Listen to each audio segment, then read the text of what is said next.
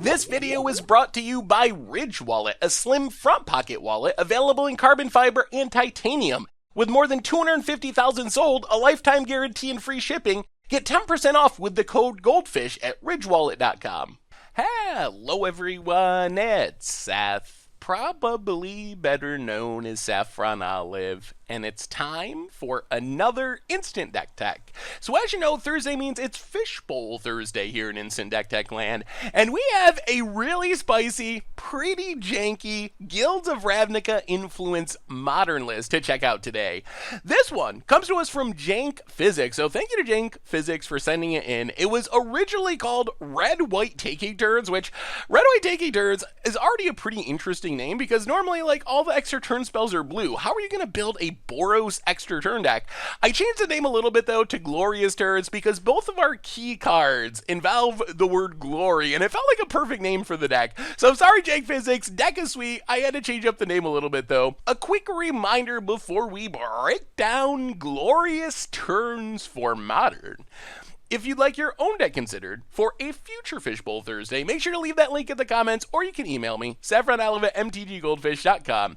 Anyway, let's talk Glorious Turn. So this deck is supported by a new mythic from Guilds of Ravnica, Chance for Glory. So Chance for Glory, 3 mana in the Boros colors, instant speed, makes your creatures indestructible. Not super exciting for our deck, but it's fine. I mean, we don't mind making things indestructible. You get an extra turn after this one, but at the end of that turn, you lose the game. So Chance for Glory is kind of key piece number 1 for our Boros extra turn deck. This combines with Glorious End, which is actually an oddly similar card. Like, it reads way differently. None of the words are the same, except at the beginning of your next end step, you lose the game. But Glorious End ends the turn for 3 mana and instant speed, which means if we cast this on our opponent's upkeep, they basically skip their entire turn. So it's essentially another extra turn spell. We just gotta cast it at a weird time for us to get an extra turn out of it.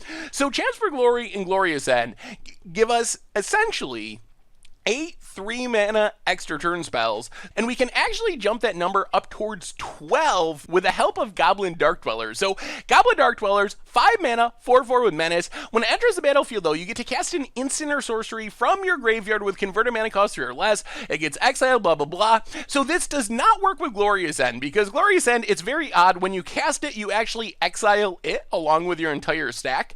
However, it does work with Chance of Glory. So once we cast Chance of Glory, then maybe the next turn we Glorious End, then maybe the next turn, if we don't have a Chance of Glory or Glorious End in hand, we can Goblin Dark Dwellers, flash back Chance for Glory, which not only gives us another extra turn, but turns Goblin Dark Dwellers into an indestructible 4/4 menace, because remember, that indestructible ability, it does not go away. Like, creatures you control gain indestructible, period, forever until the game ends. So we just have an indestructible Goblin Dark Dwellers, which is hopefully going to be able to close out the game as we continue to take more turns. So Goblin Dark Dwellers, kind of extra turn spells 9 through 12, while also being one of our finishers. So we have all these spells. They give us extra turns for 3 mana. The problem is, they also kill us on our end step. So we gotta build around this drawback, because we obviously can't just be like, all right, 3 mana, take an extra turn. Okay, we'll go again, and we die. That's not gonna work. We gotta have a plan for working around that. So to work around the drawback on Chance for Glory and Glorious End,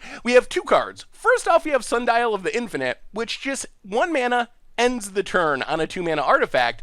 So this means if we cast a Chance for Glory and get an extra turn, or Glorious End and get an extra turn, before we would go to our next end step and die, we can end the turn early, maybe during our second main phase, and then we avoid that end step that makes us lose the game.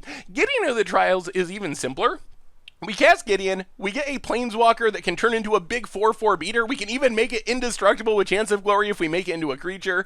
But we zero it, we get an emblem that makes it so as long as we control a Gideon, we can't lose the game. And that means, sure, Chance for Glory, Glorious End, they're going to put a trigger on the stack on our next end step saying you lose the game, but we're not going to lose the game because Gideon's emblem keeps that from happening. So with Sundial the Infinite and Gideon of the Trials, we can just fire off our extra turn spells whenever we want to, and trust that we're not not actually going to lose the game on our end step because of their protection. So that gives us 12 extra turn spells that we could just use. That is a lot of extra turn spells, and they're way cheaper than the blue ones that you traditionally see in Modern. As far as closing out the game, along with Goblin Dark Dwellers, we have Chandra Torch of Defiance. Chandra is really sweet in this deck. It can dig for our extra turn spells, and then as we're taking our extra turns, it's going to ultimate, and then once it ultimates, we just kill our opponent really quickly by casting some random spells. So a combination card draw engine to find our extra turn spells, and also a finisher to close out the game quickly. Simian Spirit Guide is in the deck to turn to a Blood Moon, just speeding up the Blood Moon process. We can use it to cast extra turn spells and other stuff, but mostly, if we can Blood Moon lock our opponent, it cuts them off of, well, playing Magic, but also a lot of outs they would have potentially to our Sundial of the Infinite, for example, or our Gideon, stuff that would be able to kill our pieces that keep us from dying to our own spells, while also just slowing the game down and giving us a little bit extra time to set up our infinite turn combo. Faithless Looting churns through our deck, finds our extra turn spells, discards things like Glorious End that we can flashback with Goblin Dark Dwellers. Lightning Bolt gives us a bit of removal. In the mana base, Maikukuru gives us a way to draw some cards. Gemstone Caverns, a little bit of ramp if we're on the draw. Typical fetch lands for shock lands, some basic lands, Inspiring Vantage. Personally, I would play less mountains in this deck and more plains because of the main deck Blood Moons, but that's just a small thing. I would probably play maybe 2 mountains or 1 mountain along with like 5 plains, because you really want to make sure you have double white mana for Gideon before you Blood Moon, so you want to fetch out plains, mountain. So anyway, but that's a really small, slight thing that we could change if we ended up playing the deck. In the sideboard, Pact of Negation gives us a counter spell, which is unique in a Boros deck anyway, but would normally lose us the game. But again, all the same tricks. Gideon Emblem, ending the turn, work with Pact of Negation as well. Anger the Gods to sweep away aggro creatures against Affinity and other go wide decks. Shattering Spree for artifacts. Surgical Extraction and Leyline of the Void to fight graveyards. Crumble to Dust for Tron. Chalice of the Void, really good in some matchups where you can just lock things like Living End out of the game. Even good against some cheap creature decks like Hardened Scales Affinity. Thundermaw Hellkite is another finisher. And that is glorious turns for Modern. And that's our Fishbowl Thursday instant deck tech for this week. So the deck looks sweet. It looks really cool. It looks really fun. I'm sure it's risky and we will die to ourselves sometimes. But man, those games where you just take like 5 turns in a row, they're going to be awesome. So thanks to Jank Physics for sending it in.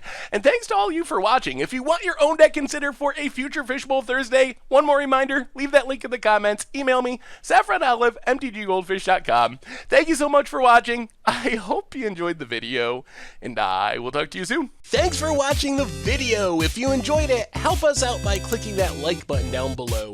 And to keep up on all the latest and greatest, click that subscribe button. And don't forget to hit that bell icon to get alerts whenever we have new videos. And if you want to, check out some of our other sweet videos here and here.